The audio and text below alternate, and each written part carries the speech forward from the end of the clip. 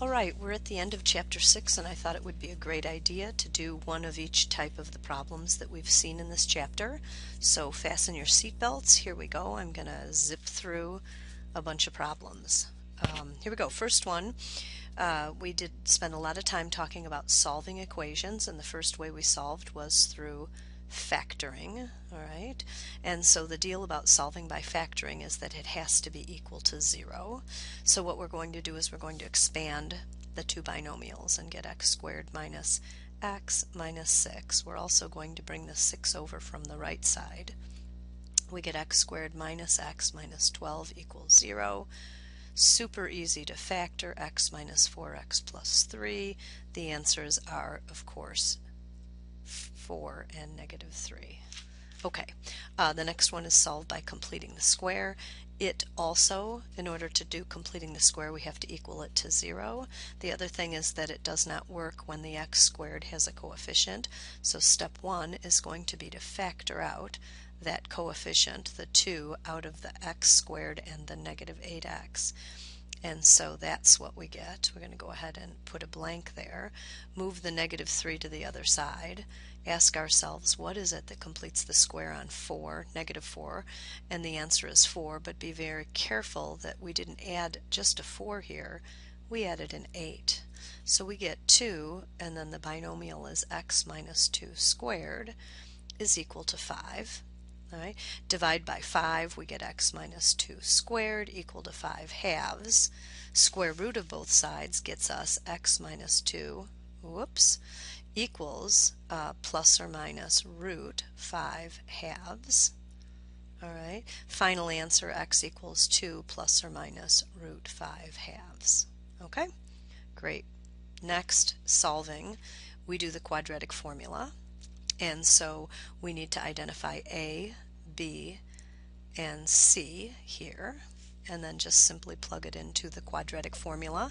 So we get 4 plus or minus the square root of negative 4 squared, which is 16, minus 4 times 1 times 2, all over 2.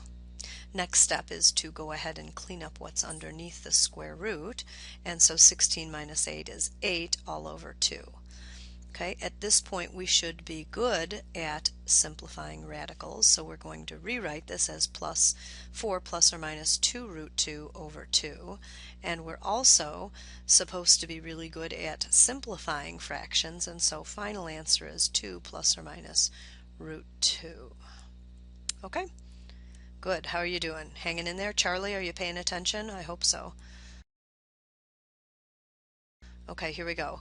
The next is we're going to take a quadratic equation and look at the quadratic equation and first find the vertex and then put it in the vertex form.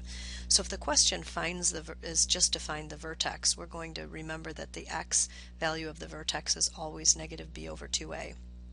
And so a is 3 and b is negative 12, so negative 12 over 2 times 3 gives me 2. Now the way we find the y value, right, we have to find that y value, is we put 2 in here and here. Okay, so when we put 2 into each of those, what we end up is that the vertex is at 2, negative 5. Now we'll go ahead and show that that's true by doing this next step, which is to put it into vertex form. And this is where we do a version of completing the square. So here we go. We're going to leave it as y equals, we'll factor out that 3, x squared minus 4x. Oh, I'm hung up on the 4, I guess. What we add is 4, right?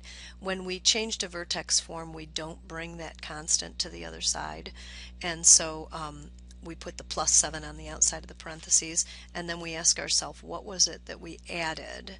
And I think you can see that what we added was 12, so what we're going to do is undo that adding of 12 by subtracting 12.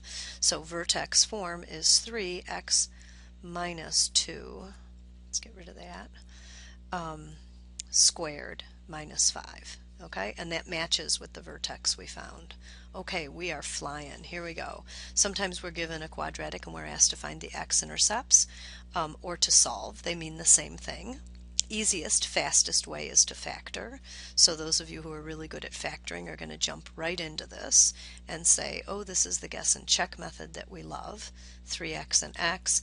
Now we've got to figure out where to put the 5 and the 1 and which one is going to be positive and which is negative. I've done this before, so I know the answer. I do a real quick check. Outside is 3x, inside is negative 5x, so I know that they add to negative 2x.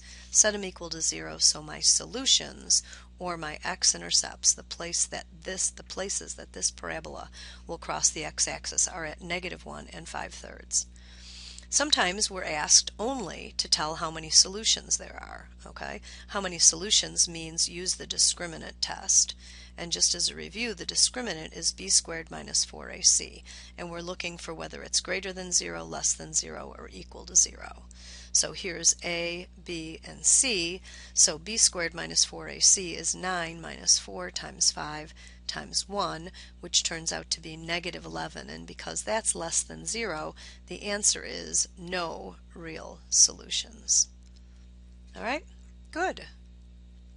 The next one is to just simply sketch a graph of a parabola, and when we ask you to sketch a graph, we're looking for specific things. We're looking for x-intercepts, y-intercept, x-intercepts if there are any, y-intercept there has to be one. We want to know the vertex and the direction of opening. Okay, so always easiest to go after those x-intercepts if it's factorable, and so we can see that this is a super easy one to factor using greatest common factor. So our x-intercepts are 0 and 2. All right, we know because the 8 here is positive, it's going to open up.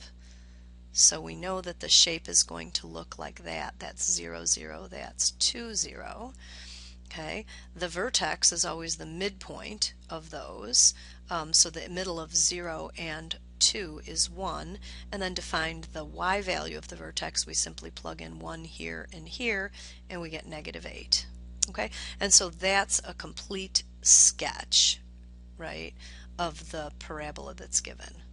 Okay, so the last thing we've been doing is we've been spending some time sketching curves or coming up with parabolas given some pieces of information. So we're going to start out with the question, find the equation of a parabola that has the following characteristics. So the x-intercepts being 3, 0, and 1/2, 0, you would right away change them to these factors, right? And so factored form looks like that. So 3, 0 is an x-intercept, so x minus 3 is the factor that corresponds to that. 1/2, 0 is the factor 2x minus 1. All right, so now we're going to use the point 1, 1 and solve for a. So 1 equals a, 1 minus 3, 2 times 1 minus 1. Okay, 1 minus 3 is negative 2.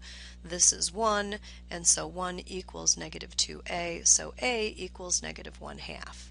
So the answer to this problem is y equals negative 1/2 x minus 3, 2x minus 1.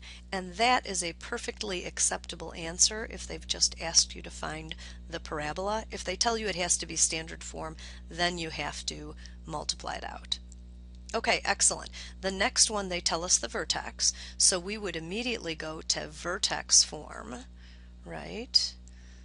So this is vertex form for the vertex 5, negative 9, and we want to solve for a if the parabola goes through 1, 7. So we're going to plug in 7 equals a, 1 minus 5 squared plus 9.